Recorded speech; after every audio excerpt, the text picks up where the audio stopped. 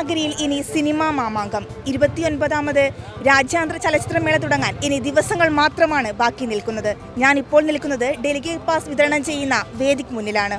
എല്ലാ സിനിമയും കാണണമെന്നാണ് ആഗ്രഹം. പക്ഷേ 7 ദിവസം ഉണ്ടാവുമോ എന്നുള്ളത് എനിക്ക് ഉറപ്പായിട്ട് പറയാൻ പറ്റുന്ന കാര്യമല്ല. പക്ഷേ ഐ മേക്ക് ഷുവർ ദാറ്റ് വന്ന സിനിമ എനിക്ക് മാക്സിമം എത്രത്തോളം കാണാൻ പറ്റുമോ അത്രത്തോളം കാണാൻ ശ്രമിക്കും. I'm very open to it. അങ്ങനെ ഇന്ന് പെർട്ടിക്കുലർ സിനിമ എന്നുള്ളതില്ല. പിന്നെ എനിക്കൊന്ന് ഇത്തവണത്തെ ഏറ്റവും വലിയ സ്പെഷ്യാലിറ്റി എന്ന് പറയുന്നത് ഫീമെയിൽ ഫിലിം മേക്കേഴ്സിൻ്റെ സിനിമയ്ക്ക് ഇമ്പോർട്ടൻസ് കൊടുത്തുകൊണ്ടാണ് 2024 പ്ലാൻ ചെയ്തിരിക്കുന്നത്. അപ്പോൾ ഫീമെയിൽ ഗേസ് എന്ന് പറയുന്നത് തന്നെ ഒരു സെക്ഷനും അതിന് അതായത് ഫീമെയിൽ പെർസ്പെക്റ്റീവ് എന്നുള്ള സിനിമയും ഒരുപാട് ഇത്തവണ ഉണ്ട്, ഈ വർഷം ഉണ്ട്. അപ്പം അത് ഐ എം ലുക്കിംഗ് ഫോർവേഡ്.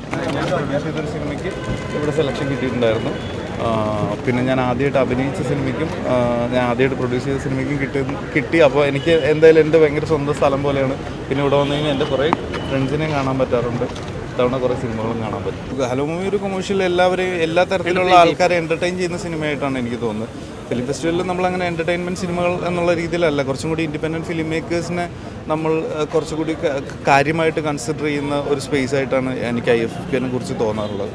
അപ്പോൾ അതുപോലെ തന്നെ നല്ല നല്ല സിനിമകൾ കൊണ്ടുവന്ന് കാണാനുള്ള സ്പേസും കൂടി ഉണ്ട്. നമ്മളിപ്പോൾ എല്ലാ സാധ്യതയുണ്ട്. ഇപ്പോൾ മൂവി പോലുള്ള എല്ലാ പ്ലാറ്റ്ഫോംസും ഉള്ളപ്പോൾ പോലും അതിൻ്റെ അകത്തും ഒരു 1000 സിനിമയുണ്ട്. ലോകത്തെ എല്ലാ സ്ഥലത്തും ഒരു 1000 സിനിമയുണ്ട്. അപ്പോൾ അതിൽ നിന്ന് ഏറ്റവും നല്ല സിനിമ അത് സെലക്ട് ചെയ്ത് കൊണ്ടുവന്ന് അത് അത്രയും കുറച്ച് സിനിമകളാക്കി മാറ്റി നമ്മളെ കാണിക്കുന്നത് തന്നെയാണ് അതിൻ്റെ ഏറ്റവും വലിയ കാര്യം. ആ ഒരു ചാൻസാണ് IFFKയിൽ കിട്ടുന്നത്. അപ്പോൾ ഒരു ഇൻ്റലക്ച്വൽ ഫിലിമിൻ്റെ ഒരു കമ്പൈനേഷൻ ആണ് തോന്നുന്നുണ്ടോ? ഇൻ്റലക്ച്വൽ ഫിലിമുകൾ മാത്രമേ ഉള്ളൂ എന്നുള്ളതാണോ? ഇൻ്റലക്ച്വൽ ഫിലിമിൻ്റെ കോമ്പിനേഷൻ ഇവിടെ എന്തായാലും നമുക്ക് നരസിംഹോ അല്ലെങ്കിൽ ആറാന്തപുരാൻ ഓടിക്കാൻ പറ്റില്ലല്ലോ ബ്രോ. അതല്ലല്ലോ അതിൻ്റെ ഒരു റിയാലിറ്റി. അപ്പോൾ ഈ IFFK ഒരു ഇൻഡിപെൻഡൻറ്റ് ഫിലിം മേക്കേഴ്സിൻ്റെ സ്പേസ് ആയിട്ടും അത്തരത്തിൽ സിനിമ സീരിയസ് ആയിട്ട് കാണുന്നവരുടെ സ്പേസ് ആയിട്ട് തന്നെ കൺസിഡർ ചെയ്യണം എന്നാണ് എൻ്റെ അഭിപ്രായം.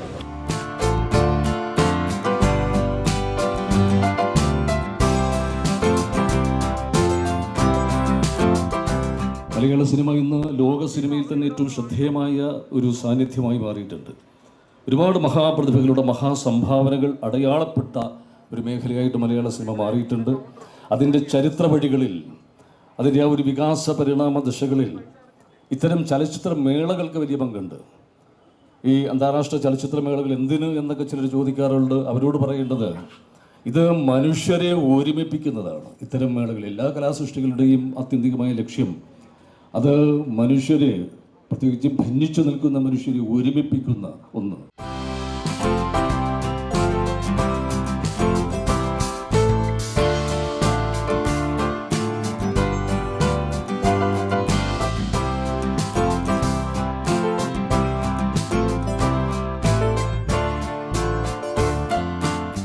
അപ്പോൾ ഇത്തവണത്തെ IFFK 2024 ഒരുപാട് പ്രത്യേകതകളുണ്ടെന്ന് അറിഞ്ഞു.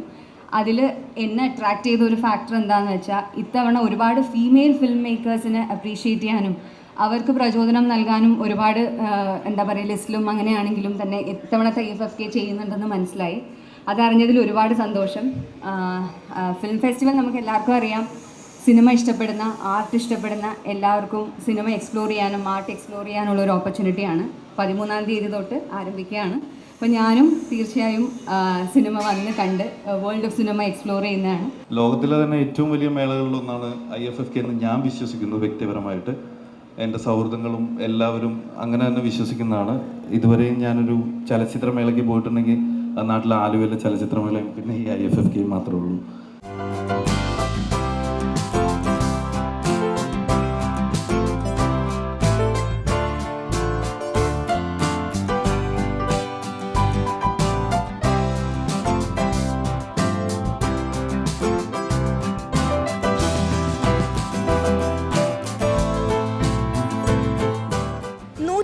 ിലേറെ സിനിമകളാണ് ഇത്തവണ IFFKയിൽ പ്രദർശനത്തിനെത്തുന്നത്.